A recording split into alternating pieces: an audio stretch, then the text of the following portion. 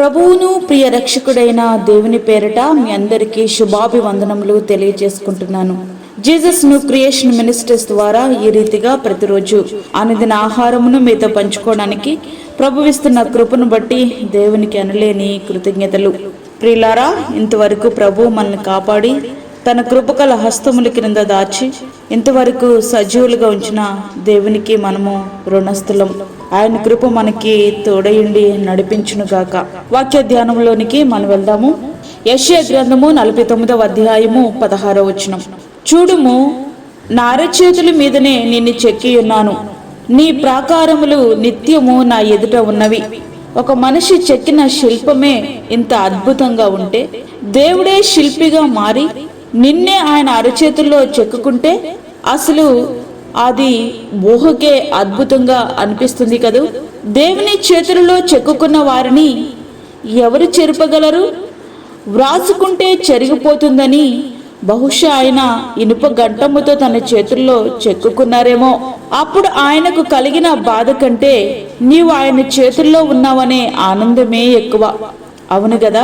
Calvary శిలువలో నీ కొరకు ఆయన చేతులతో దిగబడిన 6 అంగుళాల మేకుల బాధతో పోలిస్తే ఇది ఎంత? నీ పట్ల ఆయన ప్రణాళిక ఎంత శ్రేష్టమైనది, దేవుని కాపుదల కూడా ఎంత అద్భుతమైనది, నీ పట్ల ఆయన కలిగిన శ్రద్ధ ఎంత గొప్పది అని నీవెప్పుడైనా మనసు పెట్టి ఆలోచించావా? నా అరచేతుల మీదనే నిన్ను చెక్కి ఉన్నాను అని. చూడుము, నా అరచేతుల మీదనే నిన్ను చెక్కి ఉన్నాను, నీ ప్రాకారములు నిత్యము నా ఎదుట ఉన్నవి. చూడుము అని వ్రాయబడి ఉంది.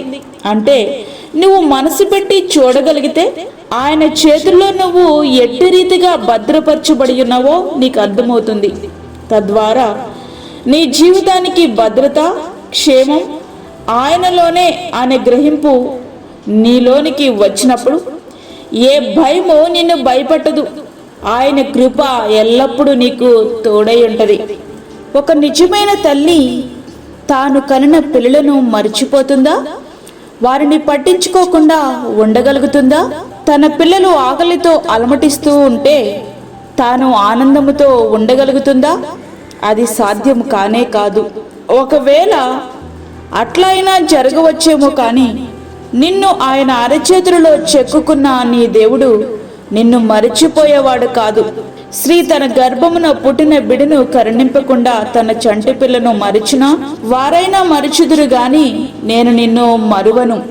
యెషయా గ్రంథము 49వ అధ్యాయము 15వ వచనం. ప్రియ స్నేహితుడా, వాక్యం వింటున్నటువంటి ప్రియ దేవుని బిడ్డ, నీకు అర్థం కావాల్సింది ఒక్కటే. జీవము గల దేవుడు తన చేతుల్లోనే చెక్కుకుని నేటికిని నిన్ను జీవింపచేయుచున్నారు. ఇది తలంపులకే ఎంతో అద్భుతముగా అనిపిస్తుంది కదూ. ఇది కేవలం ఊహ మాత్రమే కాదు, ఇది నువ్వు నమ్మినా నమ్మకపోయినా తిరిగిలేని సత్యం. విశ్వసించి ఆయనకు విధేయత చూపగలిగితే నీ జీవితం ధన్యం అవుతుంది. అట్టి జీవితాన్ని మనం జీవిస్తూ ప్రభువు మనకు అనుగ్రహించబోయే నిత్యమైన ఆశీర్వాదాలు అనుభవిద్దాం.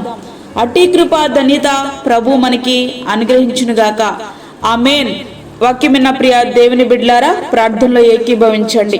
పరిశుద్ధుడైన తండ్రి, ప్రేమ గల యేసు ప్రభువా, శ్రేష్టమైన అమూల్యమైన మరి ఒక దినము మా జీవితంలో మీరు అనుగ్రహించారు. నీకు వందనాలు. ఈ దినమంతటి కొరకు మీరు మమ్మల్ని సిద్ధపరచండి ప్రభువా. ప్రతి విధమైన శోధన, కీడు, ప్రమాదము, తెగుల నుండి మీరు మమ్మల్ని తప్పించండి. బయటికి వెళ్తున్నప్పుడు, వస్తున్నప్పుడు నీ కాపుదల, నీ భద్రత, నీ కృప మాకు తోడుగా ఉంచండి ప్రభువా. తండ్రి, గర్భిణీ స్త్రీలను, చంటి బిడ్డలను, వృద్ధులను జ్ఞాపకము చేసుకోనండి. వారికి తగు కృపను సమృద్ధిగా దయచేయండి. గర్భఫలము లేని బిడ్డలకు గర్భఫలము దయచేయండి ప్రభువా. అనారోగ్యాలతో బాధపడుతున్న ఈ బిడ్డలకు నాయనా స్వస్థతను మీరు అనుగ్రహించండి. అదే విధంగా దూరదేశంలో ఉండి యొక్క వాక్యమును విని ప్రార్థనలో ఏకీభవిస్తున్న ప్రతి ఒక్క బిడ్డకు మీరు తోడుగొనండి. వారి మనసుల్లో ఏమైతే అనుకుంటున్నారో నీ చిత్తములో ప్రతిదీ జరిగినట్లుగా సహాయం చేయండి. అదే విధంగా ఈ దినమంతటికి కావలసిన నీ కృపను మాకు సమృద్ధిగా అనుగ్రహించి దిన కాపుదల మాకు దయచేయమని యేసు పరిశుద్ధ నామమున అడిగి వేడుకుంటున్నాము తండ్రి. ఆమేన్. ఈ యొక్క వర్తమానములు ప్రతి దినము పంపించబడతా ఉన్నాయి. ఈ యొక్క వర్తమానములు మీ బంధువులకు, మీ స్నేహితులకు షేర్ చేయండి. దేవుని పనిలో మీరు కూడా పాలిభాగస్తులు కండి. అదేవిధంగా మీ ప్రార్థన అవసరతలు మాకు తెలియచేయండి. మా ఫోన్ నంబర్ 9177377559. దేవుడు మిమ్మును మీ కుటుంబమును దీవించునుగాక. ఆమేన్.